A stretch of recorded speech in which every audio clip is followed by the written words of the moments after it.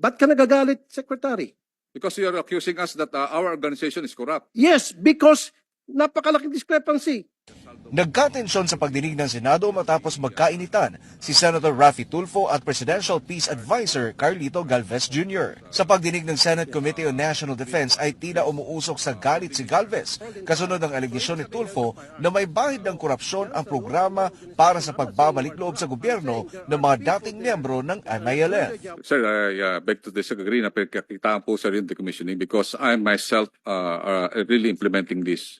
I would like to really to... Then show me proof. Kasi pag I will show nakita ka sa proof, akin ng proof, then babawiin ko. I will show proof, sir. Sa susunod na hearing. Yes, I will show proof that we are not corrupt. Ang alegasyon ng korupsyon ay dala ng report ni Galvez sa komite.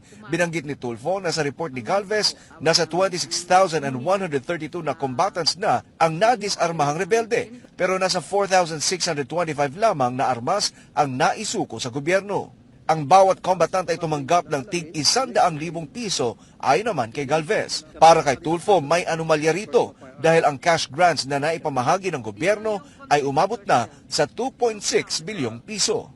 O anong patunay na siya ay member ng MLF? Ang isang patunay diyan yung baril para mabigyan siya ng cash assistance na 100,000 pesos.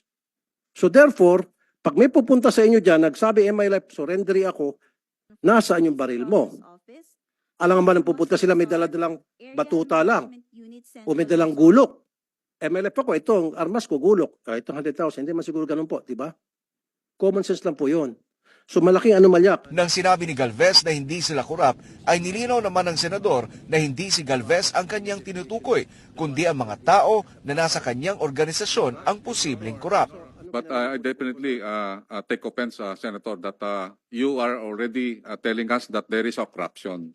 I believe that is not a correct accusation to us. Pero sa kabila nito ay nanindigan pa rin si Tulfo na may nangyayaring korupsyon. Ang pagiging defensive ni Galvez ay pinuna na rin ng senador sabay hamon sa kalihim na magpakita ng ebidensya na hindi sila korap. I don't know, ba't ka nagagalit? Talaga merong corruption dito. I'll stand by what I said. There is corruption. Unless may prove nyo sa akin, then come back sa next hearing, prove to me na walang korupsyon, then ako mismo magsasabi wala palang korupsyon. Okay, we will just... And I would even apologize. Para sa Diyos at sa Pilipinas kung mahal, Troy Gomez nag-uulat, SMNI News.